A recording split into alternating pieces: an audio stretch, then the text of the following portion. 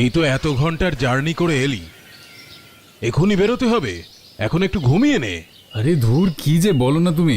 এতদিন পর গ্রামে এসেছি, এখনই সারা গ্রাম চষে না ফেললে হয় নাকি? শোনো কথা, আরে বাবা তুই তো পাকাপাকি ভাবে ফিরে এসেছিস, তাহলে এত তাড়াহুড়োর কি আছে? আর তাছাড়া জেট ল্যাগের মধ্যে গাড়ি চালানোটা ঠিক নয়, তার চেয়ে বরং বিকেল বেলায় বৌমাকে নিয়ে বেরো। ওফ দাদা, তুমি চিন্তা করো না, আমি গাড়ি চালাবো না, রাঘবদাকে তো নিয়ে যাচ্ছি।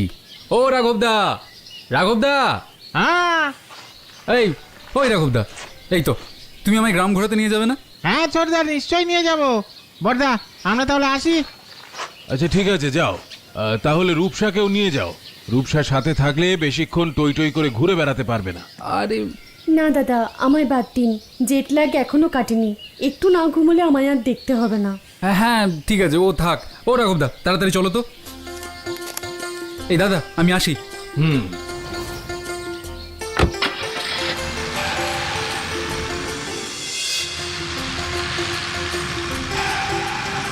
উফ, কতদিন পর গ্রামের টাটকা হাওয়া খাচ্ছি। ও রাঘবদা, জোরে চালাও না। হ্যাঁ চালাচ্ছি ছোটদা।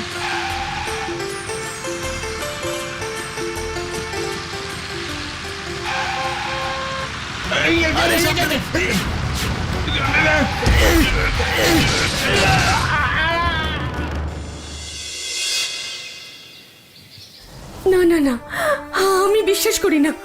আমার কুণাল আমায় কিছুতেই ছেড়ে যেতে পারে না। ও জানে ও ছাড়া আমার আর কেউ নেই। আমি বিশ্বাস করি না, আমি বিশ্বাস করি না। রূপসা, নিজেকে সামলাও। তোমাকে এমন দেখলে আমার ভাইটা আরো কষ্ট পাবে, আরো কষ্ট পাবে ও। দাদা, আপনিও আপনার ভাইয়ের খোঁজ না করে ওদের এসব প্রলাপে সায় দিচ্ছেন? দেখুন, আমি জানি ম্যাডাম, যে ঘটনাটা ঘটেছে তা আপনার পক্ষে মেনে নেওয়া খুবই কঠিন, কিন্তু আমাদের এক্সপার্টরা খুব ভালো করে খুঁজে দেখেছে ম্যাডাম। আর ভালো করে খুঁজে দেখেছে বলেই আপনাদের ড্রাইভারকে প্রচণ্ড অসুস্থ অবস্থায় উদ্ধার করতে পেরেছে। রাঘবদাকে পাওয়া গেছে? তাহলে আমার কুণাল কোথায়? কোথায় আমার কুণাল? আপনাদের ড্রাইভার অ্যাক্সিডেন্টে ছিটকে গাড়ি থেকে বেরিয়ে গিয়েছিল, কিন্তু কুণালবাবু গাড়ির ভেতরেই ছিলেন। আর ওই গাড়িটা নিচে পড়ে আগুন লেগে গিয়ে একদম ভস্মীভূত হয়ে গেছে। অত নিচ থেকে সেই ধ্বংসাবশেষ তুলে আনাও সম্ভব হয়নি। তাহলে আপনারা এত কনফার্ম হচ্ছেন কি করে? হতেও তো পারে কুণাল বেঁচে আছে। আর তাছাড়া ইন্ডিয়ান ল অনুযায়ী অন্ততপক্ষে 7 বছর কোনো মানুষের খোঁজ না পাওয়া গেলে তবেই মৃত বলে ধরে নেওয়া যায়। সেখানে আপনারা কয়েক ঘন্টা না কাটতেই এসব কথা বলছেন? হ্যাঁ বলছি, কারণ এই গ্রামে এরকম ধরনের অ্যাক্সিডেন্ট এর আগেও হয়েছে, তাই মিথ্যে আশা করে বসে থেকে লাভ নেই ম্যাডাম। রূপসা, রূপসা তুমি একটু শান্ত হও, তোমার সামনে এখন অনেক দায়িত্ব। চাই না, আমি আপনাদের কারো কোনো ভুলভাল কথা শুনতে চাই না, একদম শুনতে চাই না, আমি শুনতে চাই না। সরি ইন্সপেক্টর, ওর কথায় কিছু মনে করবেন না।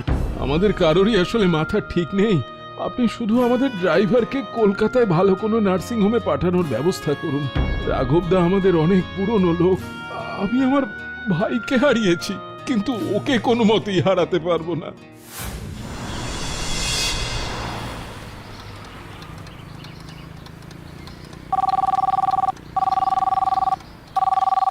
হ্যালো রূপসা, আমি আজই তোকে ফোন করতাম তোর শ্বশুরবাড়ির অ্যাড্রেসটা নেওয়ার জন্য, আর তোর হাজবেন্ডের জন্য গিফটের সাজেশনও নিতে হবে।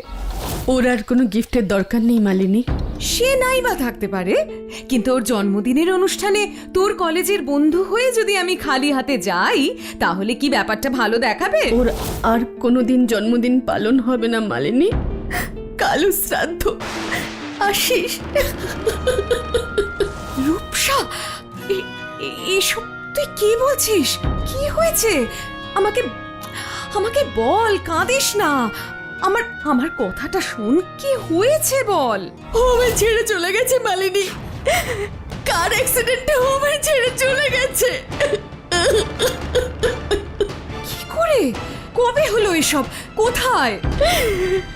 সব বলবো মালিনী, তুই এখানে আয় আগে। আমি একা একা আর সহ্য করতে পারছি না। কাঁদিস না রূপসা, আমি কালই আসছি। তুই প্লিজ কাঁদিস না। রূপসা, রূপসা ঘরে আছো? আসুন দাদা। এখন শরীর কেমন আছে? আমি ঠিক আছি। আপনি কি কালকের কাজের ব্যাপারে কিছু বলতে এসেছেন? আমি আমি আসলে না রূপসা, তোমায় ওসব নিয়ে ভাবতে হবে না। আমি পুরোহিত মশাইয়ের সাথে গিয়ে মন্দিরেই সব কাজ সেরে আসব। বাড়ির মধ্যে ভাইয়ের এমন স্মৃতি আমি চাই না। বিকেলবেলায় শুধু একটা স্মরণ সভার আয়োজন করেছি, তোমার আপত্তি নেই তো? থ্যাংক ইউ দাদা। না না, থ্যাংক ইউ বলতে হবে না রূপসা। আমি তোমায় সব সময় ছোট বোনের মতোই দেখেছি। আমার ভাইটা তো চলে গেল, কিন্তু এই বোনটাকে আমি হারাতে চাই না। আর তাই আমি দাদা হিসেবে আমার আসল দায়িত্ব পালন করতে এসেছি। এই নাও, এই নাও, এটা ধরো। এগুলো কি দাদা?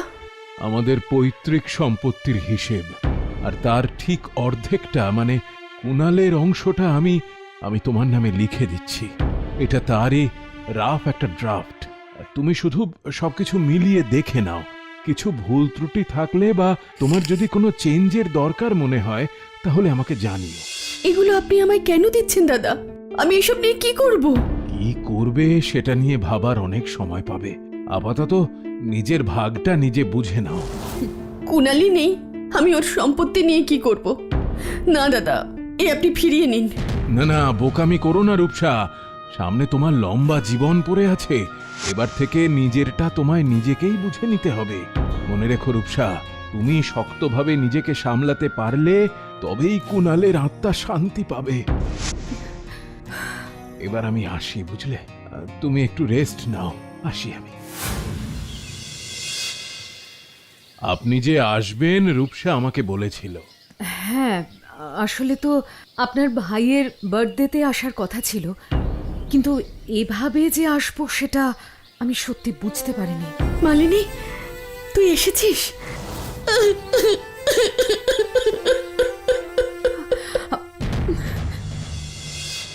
ভেবেছিলাম এতদিন পর ঘরের ছেলে ঘরে ফিরে এসেছে, বড় করে ওর জন্মদিন পালন করব, সবাই মিলে আনন্দ করব। কিন্তু আপনাদের যে এরকম ভাবে এখানে ডাকতে হবে সেটা আমি ভাবতেই পারিনি। কারণ আমাদের ভাবনার গণ্ডি যে সীমিত। উনি আপনার সঙ্গে দেখা করতে চাইলেন, বললেন ছোটদার ব্যাপারে কি সব বলতে চান। উনি কে? তুই চিনিস ওকে? না। নমস্কার, আমি স্বামী লোকানন্দ। আমি সম্প্রতি আমাদের সংগঠনের কাজে এখানে এসেছিলাম। ভেবেছিলাম কুণালবাবুর সঙ্গে দেখা করে যাব, কিন্তু এখানে এসে এই দুর্ঘটনার কথা জানতে পারলাম। আমি শোকাহত। সবই আমার অদৃষ্ট। হ্যাঁ, আর সেই অদৃষ্টই বোধহয় আমায় আজ এখানে এনে দাঁড় করিয়েছে, যাতে কুণালবাবুর শেষ ইচ্ছেটা আপনাদের জানিয়ে যেতে পারি। কুণালের শেষ ইচ্ছে? কি ইচ্ছে? আর সেটা আপনিই বা জানলেন কি করে? আসলে কুণালবাবু অনেক দিন ধরেই আমাদের সংগঠনের সঙ্গে যুক্ত ছিলেন। উনি আমাদের বলে গিয়েছিলেন যে ওনার মৃত্যুর পরে যেন ওনার সমস্ত সম্পত্তি সংগঠনকে দান করা হয়। আমার ভাইয়ের শেষ কাজটাও এখনো পুরোপুরি শেষ হয়নি, আর ঠক জোচ্চোরেরা বাড়ি বয়ে চলে এসেছে। আপনারা কি মানুষ? আপনাদের মনে কি দয়া মায়া বলে কিচ্ছু নেই? দেখুন, আমি ঠগ বা জোচ্চোর নই, আর আপনার ভাইয়ের সম্পত্তি আমি নিজের নামে লিখিয়ে নিতেও আসিনি। আমি শুধু ওনার শেষ ইচ্ছেটা জানাতে এসেছিলাম। ভেবেছিলাম বড় দাদা হিসেবে আপনি ওনার শেষ ইচ্ছেটাকে অন্তত সম্মান করবেন। ও তাই নাকি? তা আমার ভাই তো গত 12 বছর ধরে বিদেশে ছিল। তার সঙ্গে আপনার কথাই বা হলো কি করে? আর ও আপনাদের সংগঠনের সঙ্গে যুক্তই বা হলো কি করে? দেখুন, আমাদের সংগঠন তো কোনো ছোটখাটো সংগঠন নয়। দেশে বিদেশে আমাদের অফিস আছে। বিদেশেই ওর সাথে আলাপ হয়েছিল আমার। ও ওখানেই আমাদের সাহায্য করত। বাহ বাহ, গল্পটা তো ভালোই ফেঁদেছেন। কিন্তু আমি এটা বুঝতে পারছি না যে ভাই তার শেষ ইচ্ছের কথা আমাকে না বলে আপনাকে বলতে গেল কেন? রূপসা, ভাই কি তোমাকে এরকম কিছু বলে গেছে? না দাদা, আমি তো এরকম কিছু জানি না। কিন্তু উনি জানেন। আপনার কাছে এর কোনো প্রমাণ আছে? লিখিত কোনো উইল বা চিঠি? না, কোনো উইল বা চিঠি আমার কাছে নেই। বিশ্বাস করতে হলে আপনাকে আমার মুখের কথাতেই বিশ্বাস করতে হবে। কারণ যে মানুষ ঠকাতে চায় সে কাগজপত্র জাল করেও ঠকাতে পারে, কিন্তু যে মানুষ সৎ তার মুখের কথাই যথেষ্ট। কি রূপসা দেবী, ঠিক তো? আপনি মানে খবরদার, খবরদার, এসব মিষ্টি মিষ্টি কথা বলে ওর মাথা গুলিয়ে দেবার চেষ্টা করবে না। আরে, উনি তো বাচ্চা নন, যথেষ্ট শিক্ষিতা এবং স্বাধীন চেতা মহিলা। রূপসা দেবী, কুণাল কখনো আপনার ওপর কোনো কিছু চাপিয়ে দেয়নি। তাহলে আজ আপনাকে ঠিক ভুল শিখিয়ে দেওয়ার জন্য অন্য লোকের মতামতের প্রয়োজন হচ্ছে কেন? একবার খতিয়ে না দেখেই আমার কথাটাকে আপনিও উড়িয়ে দিচ্ছেন। চুপ চুপ, একদম চুপ। আপনি কাকে কি বলছেন? আমি অন্য লোক? আমি ওর দাদা হই, আমি ওর ভালোর জন্যই সব করি। রূপসা, রূপসা এ নিশ্চয়ই খবর পেয়েছে যে সব সম্পত্তি তোমার নামে ট্রান্সফার করা হয়ে গেছে, তাই তোমাকে কুনালের নাম করে ইমোশনাল ব্ল্যাকমেইল করার চেষ্টা করছে। কিন্তু দাদা, না না রূপসা, তুমি এসব ভণ্ড লোকের কথায় বিচলিত হয়েও না। দেশটা এসব ভণ্ডামিতে একেবারে ভরে গেছে। আপনি এক্ষুনি এখান থেকে বেরিয়ে যান তো। বেশ, আপনারা না রাজি হলে তো আমি জোর করতে পারি না। তবে যাওয়ার আগে একটা কথা আপনাকে বলে যেতে চাই রূপসা দেবী, মৃত্যুর পরে মেডিকেল এক্সপেরিমেন্টের জন্য দেহ দান করার ইচ্ছেটা তো কুণালের পূরণ হয়নি, ফর্মটা তুলে জমাও করতে পারেনি। দেখবেন ওনার এই ইচ্ছেটাও যেন শুধুমাত্র কাগজপত্র না থাকার কারণে ইচ্ছেই না থেকে যায়। আমাকে খুলে বল, এত রেস্টলেস হচ্ছিস কেন? ওই লোকটার জন্য আমার খুব রেস্টলেস লাগছে মালিনী। আমি তোকে ঠিক বোঝাতে পারবো না। কিন্তু ওই লোকটাকে তো মৃণাল বাবু তাড়িয়ে দিয়েছেন, মনে হয় না উনি আর এমুখ হবেন। তুই ওকে নিয়ে ভয় পাস না? ভয় আমি পাচ্ছি না মালিনী, আমার অস্বস্তি হচ্ছে। লোকটাকে কেমন যেন চেনা চেনা। না না না না না, চেনা না। আমি ওকে চিনব কি করে? আমি তো ওকে কোনোদিন দেখিনি। তাহলে কি জানি, হঠাৎ করে ওর মুখে এতবার কুণালের নামটা শুনে হয়তো ডিস্ট্র্যাক্টেড হয়ে পড়েছি। শুধু এটাই কি কারণ? না বোধহয়।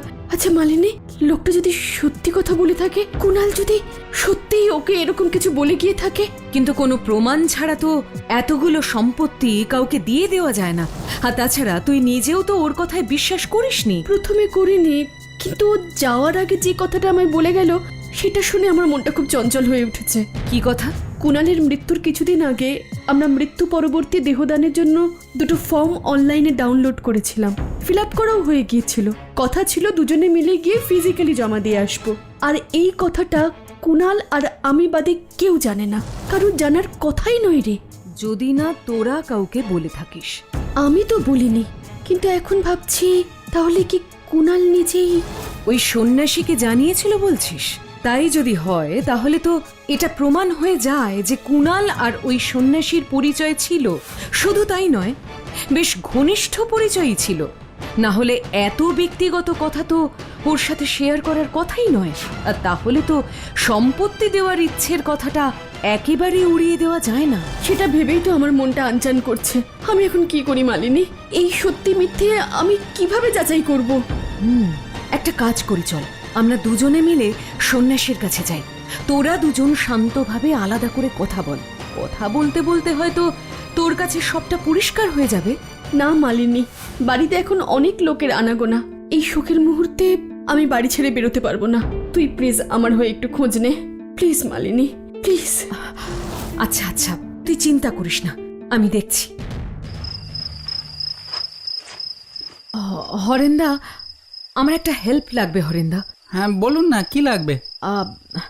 আজ যে সন্ন্যাসী ভদ্রলোক এসেছিল, তুমি জানো সে কোথায় উঠেছে? হ্যাঁ জানি তো, ও তো রাঘব মানে আমাদের ড্রাইভারের বাড়িতেই উঠেছে। ড্রাইভারের বাড়িতে? হ্যাঁ। মানে যে ড্রাইভার অ্যাক্সিডেন্টে আহত হয়ে কলকাতার হসপিটালে ভর্তি আছে? হ্যাঁ ওর বাড়িতেই আছে। আরে সন্ন্যাসী মানুষ তো, হয়তো ফাঁকা পেয়ে ডেরা বেঁধেছে। তুমি আমায় ওই বাড়িটা চিনিয়ে দিতে পারবে? হ্যাঁ কেন পারবো না, এক্ষুনি নিয়ে যাচ্ছি, চলুন। চলো তো।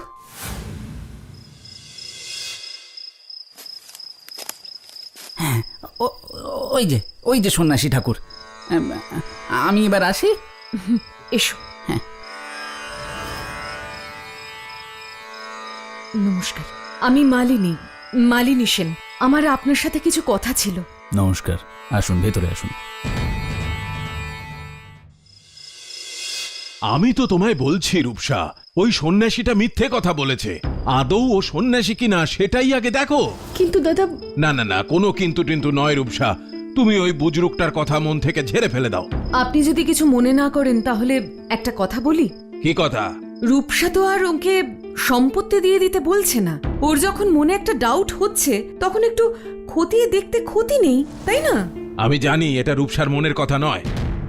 আমার জাজমেন্টের উপরে রূপসার ভরসা আছে। তবুও মানুষ মাত্রেই তো ভুল হয়, তাই না? তাই একবার খোঁজ নিয়ে দেখা ভালো। তাই বুঝি আপনি খোঁজ নিতে আমাদের ড্রাইভার রাঘব বেরার বাড়ি পর্যন্ত চলে গিয়েছিলেন? সেটা আপনি কি করে জানলেন? এই গ্রামে আমাদের বাড়ির একটা আলাদা সম্মান আছে ম্যাডাম। এই বাড়ির লোকেরা কোথাও গেলে তার খবর ঠিক আমার কাছে চলে আসে, তাই এতে এত অবাক হওয়ার কিছু নেই। তবে ওই সন্ন্যাসীর সাথে কথা বলে আপনি কি জানলেন সেটা আমি জানতে চাই না, কারণ আমি নিশ্চিত ওই লোকটা খুবই ধূর্ত। মিথ্যে কথা বলে অসহায় মহিলাকে ঠকিয়ে তার সম্পত্তি নিয়ে নিতে চাইছে। দাদা আপনি রাগ করবেন না, আসলে আমি মালিনীকে বলেছিলাম। না না রূপসা, আমি রাগ করিনি, কিন্তু হ্যাঁ আমার খারাপ লেগেছে। দেখো, কুনাল চলে যাওয়ায় তুমি যতটা আঘাত পেয়েছো আমি কিন্তু তার চেয়ে কম আঘাত পাইনি। তবু আমি নিজেকে ভেঙে পড়তে দিইনি, শুধু তোমার জন্য। কেন জানো? আমার ভাই কুনালের কথা ভেবে। তুমি কুনালের শেষ ইচ্ছে পূরণের কথা বলেছিলে না? এসব সম্পত্তি টম্পত্তির কথা আমি জানি না, তবে আমার ভাইয়ের শেষ ইচ্ছেটা আমি জানি। ও আমায় মুখ ফুটে বলেনি, কিন্তু আমি জানি ও সব সময় তোমার ভালো চেয়েছে, তোমায় নিরাপদে রাখতে চেয়েছে, আর আমি ওর সেই ইচ্ছেটা ঠিক পূরণ করব। তাতে তুমি আমায় অবিশ্বাস করলেও আমার কিচ্ছু করার নেই রূপসা। না না দাদা, এই আপনি কি বলছেন? আমি আপনাকে অবিশ্বাস করব কেন? আপনি আমায় কোনো ঝামেলায় পড়তে দেননি, নিজে থেকে সবকিছু সামলেছেন। এমনকি আমি না চাইতেও জোর করে আমাকে কুনালের সম্পত্তির অংশ লিখে দিয়েছেন। তাহলে আমার এই কথাটাও শোনো, ওই সন্ন্যাসীর ব্যাপারে তুমি আর মাথা গলিও না। আর তোমার যদি সত্যি সত্যিই মনে হয় কুনাল তার সম্পত্তি সমাজ সেবার কাজে ব্যবহার করতে চেয়েছিল, তাহলে আমি না হয় ব্যাংকে গিয়ে তোমার অংশের সব টাকা দিয়ে একটা চ্যারিটেবল ট্রাস্ট বানিয়ে দেওয়ার ব্যবস্থা করছি। কিন্তু সেই যদি দানই করা হবে, তবে সেটা ওই সন্ন্যাসীর সংগঠনে নয় কেন? কারণ আমি চাই না আমাদের পৈতৃক সম্পত্তি কোনো ঠগ জোচ্চরের কাছে যাক। আর সেবা করাটাই যদি মূল উদ্দেশ্য হয়, তাহলে তো কোনো এক জায়গায় দান করলেই হলো, তাই না? কিন্তু না মালিনী, দাদা ঠিকই বলেছেন। মনে কোনো দ্বিধা নিয়ে আমি কোনো কাজ করতে চাই না। যে কাজে দাদার মত নেই সে কাজ আমি করব না। আপনি কালই ট্রাস্ট তৈরির ব্যবস্থা করুন দাদা। বেশ, তবে এসব কাজে একটু সময় লাগবে। দিন সাতেক সময় দাও আমায়, আমি সব ব্যবস্থা করে দেব। হ্যালো হ্যালো হ্যালো, হ্যাঁ হ্যাঁ, এবার শুনতে পাচ্ছেন? মৃণাল বাবু এই ভোরবেলায় লনে দাঁড়িয়ে কার সঙ্গে কথা বলছেন? হ্যালো হ্যালো, এটা কি মেট্রোপলিটন হসপিটাল? Metropolitan hospital? কেন, কার কি হলো? হ্যাঁ হ্যাঁ হ্যাঁ, আমি রাঘব বেরার গার্জিয়ান বলছি। না না, সেসব বাদ দিন, আমি যেটা বলছি সেটা মন দিয়ে শুনুন। আপনারা ওর চিকিৎসা করাটা বন্ধ করে দিন। রাঘব বেরা মানে তো কোনালের গাড়ির ড্রাইভার, কিন্তু উনি তো ভালো করে চিকিৎসা করানোর জন্য নিজেই কলকাতার হসপিটালে ভর্তি করিয়েছিলেন। আরে হ্যাঁ হ্যাঁ, সেসব আমি বুঝতে পারছি, কিন্তু আমার আর কিছু করার নেই। চিকিৎসা করার মতো এত টাকা আর আমার কাছে নেই। তাই আজকের পর যদি আপনারা চিকিৎসা করেন, তাহলে কিন্তু তার খরচ দিতে আমি আর বাধ্য নই। রাখলাম।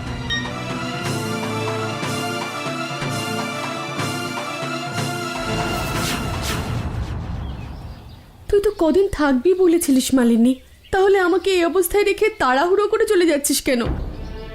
রাগ করিস না রূপসা, আমায় আর যেতেই হবে রে। মৈনাকের নাকি জ্বর হয়েছে, আমি না থাকলে ঘরে খুব অশান্তি করবে। তুই ব্যাপারটা একটু বোঝার চেষ্টা কর প্লিজ। সেই যার যার সময় হবে সে চলে যাবে, এখানে আমার কোনো হাত নেই। কাউকেই তো আটকে রাখতে পারলাম না। রূপসা, যদি পারিস তাহলে ট্রাস্টের পেপারে সাইনের দিন একবার আসিস। আমার বাপের বাড়ির দিকে তো আর কেউ নেই, তোকেই আমি সেই জায়গাটা দিয়েছি। আসবো রূপসা, আসবো, তুই চিন্তা করিস না। আর প্লিজ নিজেকে একা ভাবিস না, খুব শিগগিরই বুঝতে পারবি তুই মোটেই একা নোস।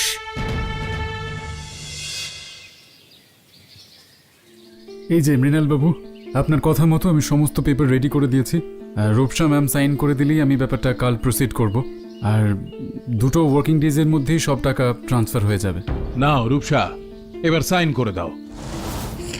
দাঁড়া রূপসা,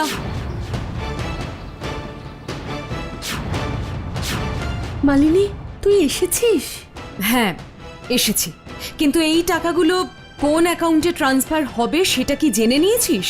পেপার সাইন করার আগে পেপারগুলো ভালো করে পড়েছিস তো? না আসলে মানে দাদা তো পড়েছেন। হ্যাঁ হ্যাঁ, আমি পড়েছি, সব ঠিক আছে। তুমি তাড়াতাড়ি সই করে দাও রূপসা। দাঁড়ান মৃণাল বাবু, আপনার সবকিছুতেই বড্ড তাড়া। সন্ন্যাসীকে যাচাই না করেই তাড়াহুড়ো করে তাড়িয়ে দিলেন, রূপসাকে পেপার না পড়তে দিয়েই সই করার জন্য তাড়া দিচ্ছেন, আবার রাঘব বেরা সেরে ওঠার আগেই তার চিকিৎসা বন্ধ করিয়ে দিলেন। এসব তুই কি বলছিস মালিনী? দাদা রাঘব তার চিকিৎসা কেন বন্ধ করবে? দাদা নিজেই তো রাঘব তার ভালো চিকিৎসার জন্য কলকাতার হাসপাতালে পাঠিয়েছিলেন। পাঠিয়েছিলেন ঠিকই, কিন্তু ভালো চিকিৎসার জন্য নয়। যাতে অ্যাক্সিডেন্টের পিছনে যে ওই লোকটার ষড়যন্ত্র আছে সেটা কেউ জানতে না পারে, তার জন্য রাঘবদাকে চিকিৎসার অজুহাতে সবার চোখের সামনে থেকে সরিয়ে দিয়েছিল। ভেবেছিল সময় এলে চিকিৎসা বন্ধ করে দিয়ে লোকটাকে বিনা চিকিৎসায় মেরে ফেলবে। থামুন, আমি অনেকক্ষণ ধরে আপনার বাচালতা সহ্য করছি, কিন্তু আপনার মুখের কথায় এসব কিচ্ছু প্রমাণ হয় না। কিন্তু আমার মুখের কথাই তো হবে। রাঘব, তুমি এখানে কিভাবে? খুব অবাক হচ্ছেন না বর্দা? ভাবছেন তো চিকিৎসা বন্ধ করে দেওয়ার পর আমি কি করে বেঁচে গেলাম? সব এই মালিনী ম্যাডামের দয়ায়। মালিনী এসব কি হচ্ছে? রাঘবদা কি বলছে আমি তো কিছুই বুঝতে পারছি না। আমি বলছি রূপসা, যেদিন আমি চলে গেলাম সেদিন ভোরবেলায় লনে দাঁড়িয়ে মৃণালবাবুকে ফোনে কথা বলতে শুনেছিলাম। প্রথমে ব্যাপারটা গুরুত্ব না দিলেও পরে হসপিটালের নাম শুনে মনে একটা খটকা লাগলো। আমি জানতাম যে রাঘববাবু হসপিটালে ভর্তি আছে, আর তখনই শুনলাম মৃণালবাবু হসপিটাল কর্তৃপক্ষকে রাঘববাবুর চিকিৎসা বন্ধ করে দেওয়ার নির্দেশ দিচ্ছে। বলছে ওর কাছে নাকি চিকিৎসা করানোর মতন টাকা নেই। সেই জন্যই সেদিন তুই মৈনাকদার জ্বরের অজুহাত দেখিয়ে কলকাতায় ফিরে গিয়েছিলিস। মিথ্যে কথা বলা ছাড়া আমার কাছে যে আর কোনো উপায় ছিল না, কারণ এই সত্যি কথাগুলো বলার মতন আমার হাতে কোনো প্রমাণ ছিল না। যাই হোক, আমি তারপর সোজা হসপিটালে গেলাম আর রাঘবদার চিকিৎসার ব্যবস্থা করলাম। কিন্তু দাদা এমন কেন করবে? রাঘব তার ক্ষতি করে দাদার কি লাভ? কারণ আমি বেঁচে থাকলে সবাইকে যে বলে দেব সেদিন কোনো অ্যাক্সিডেন্ট হয়নি, ওটা একটা খুন ছিল, খুন। কারণ ছোটদার গাড়িটা ব্রেক ফেলছিল। খবরদার রাঘব, একদম মিথ্যে কথা বলবে না। গাড়ির মেইনটেনেন্সের ভার তোমার ছিল। যদি ব্রেক ফেল থাকে তাহলে সেটার দায়ও তোমার। আর এই গাফিলতির অভিযোগে আমি তোমায় জেলেও দিতে পারি। কিন্তু দাদা, রাঘবদা এরকম কাজ করবেই বা কেন? আর সেটা যদি করেও থাকে, জেনে শুনে ও সেই গাড়িতে উঠবেই বা কেন? ওই অ্যাক্সিডেন্টে তো ওরও মৃত্যু হতে পারতো। রূপসা, তুমি কি আমাকে সন্দেহ করছো? আমি তোমাকে নিজের বোনের মতো দেখি। আর যদি কোনো দুরভিসন্ধি আমার থাকতো তাহলে আমি তোমায় তো কোনো সম্পত্তিই দিতাম না। আর এখানেই তো আপনি সবচেয়ে বড় চালটা দিয়েছেন মৃণালবাবু। ভাইয়ের মৃত্যুর পরের দিনই ভাইয়ের বউকে সব সম্পত্তি দিয়ে দিলেন। লোকজন তো জয় জয় করে উঠল। রূপসার মনে কোনো সন্দেহ দানা বাঁধতে পারল না। আপনি জানতেন একমাত্র সম্পত্তি দিয়ে দিলেই লোকের মনে কোনো প্রশ্ন তৈরি হবে না, তাই আপাতত সম্পত্তি দিয়ে আপনি নিজের দিক থেকে অ্যাটেনশনটা সরিয়ে দিতে চাইলেন। কিন্তু সেইখানেই আমার মনে সন্দেহ তৈরি হলো। কেন সন্দেহ কেন হলো? যার পুত্রসম ভাই অ্যাক্সিডেন্টে মারা যায়, সেই দাদার ভাইয়ের মৃত্যুর একদিনের মধ্যে বৈষয়িক বিষয়ে নজর দেওয়ার মতন মানসিক অবস্থা থাকে না। ওর প্ল্যান ছিল সম্পত্তিটা আগে তোকে দিয়ে পরে কোনোভাবে তোকেও রাস্তা থেকে সরিয়ে দেবেন। কিন্তু আমার মনে শুধু একটাই প্রশ্ন, উনি তোকেও কেন কুণালের সাথে সাথে সরিয়ে দিলেন না? তাহলে তো এক ঢিলে দুই পাখি মারা পড়তো। সেই চেষ্টাই করেছিল, কিন্তু সেদিন ওর কথা শুনেও রূপসা ঘুরতে যেতে রাজি না হওয়ায় প্রাণে বেঁচে যায়। আপনি সেটা কি করে জানলেন? দাড়ি গোঁফ রাখলে কোনো দিনই কি তুমি আমায় চিনতেই পারবে না রূপসা? কুণাল, কুণাল তুমি বেঁচে আছো? তুমি সত্যি বেঁচে আছো? হ্যাঁ, আমি বেঁচে আছি, বহাল তবিয়তে। রাঘবদা যখন ব্রেক ফেলের কথাটা বলল তখনই মনে সন্দেহ দানা বেঁধেছিল। তাই গাড়িটা খাদে পড়ার আগেই আমি দরজা খুলে বেরিয়ে একটা গাছের ডাল ধরে ঝুলে পড়েছিলাম। কিন্তু রাঘবদাকে বাঁচাতে পারিনি, তাই চাইলেও প্রমাণের অভাবে এখানে আসতে পারিনি। কারণ প্রমাণ ছাড়া এলে দাদা জোর করে অ্যাক্সিডেন্টই প্রমাণ করতে চাইবে। তাহলে আমায় কেন সব খুলে বললেন না? সম্ভব ছিল না, কারণ তুমি যদি টের পেতে তাহলে তোমার প্রাণ নিয়েও সংশয় হতো। তাই ভেবেছিলাম সন্ন্যাসী সেজে এসে সম্পত্তির ভাগ নিয়ে তোমায় লুকিয়ে নিয়ে বেরিয়ে যাব। তোমায় হিন্টও দিয়েছিলাম, ভেবেছিলাম তুমি আমার কাছে আসবে, কিন্তু তুমি না এসে মালিনীকে পাঠালে। আমি মালিনীকে সবটা খুলে বললাম, বাকি সব কাজ মালিনীই করলো। অঙ্কটা সোজাই ছিল, আমি তো শুধু 2 2 4 করেছি। তা মৃণাল বাবু, কে ঠগ কে জোচ্চোর তা তো প্রমাণ হয়েই গেছে। এবার আপনি কি করবেন ভাবছেন? কুনাল, কুনাল আমায় ক্ষমা করে দে ভাই। টাকার লোভে আমি অন্ধ হয়ে গেছিলাম, আমায় ক্ষমা করে দে ভাই, ক্ষমা করে দে। তুমি একবার মুখ ফুটে বলতে দাদা, আমি তোমায় সব দিয়ে দিতাম। আমি এত সম্পত্তি নিয়ে কি করব? তুমি আমার বিশ্বাস ভাঙলে। শুধু আমায় না, তুমি রূপসা আর রাঘবদার প্রাণের তোয়াক্কাও করলে না। তোমায় বিনা শাস্তিতে ছেড়ে দিলে আমার পাপের বোঝা বাড়বে। ইন্সপেক্টর, প্লিজ ভেতরে আসুন। চলুন মৃণালবাবু। পারলে পারলে আমায় ক্ষমা করে দিস ভাই। তুমি নিজেকে শোধরানোর চেষ্টা করো, আমিও না হয় ততদিনে তোমায় ক্ষমা করার চেষ্টা করব। সত্যি মালিনী, তোর কোনো জবাব নেই, তুই সত্যি লাজবাব। এমন সব ভিডিও দেখতে হলে এক্ষুনি সাবস্ক্রাইব করুন Animatrix digital. Bell icon click করতে ভুলবেন না কিন্তু।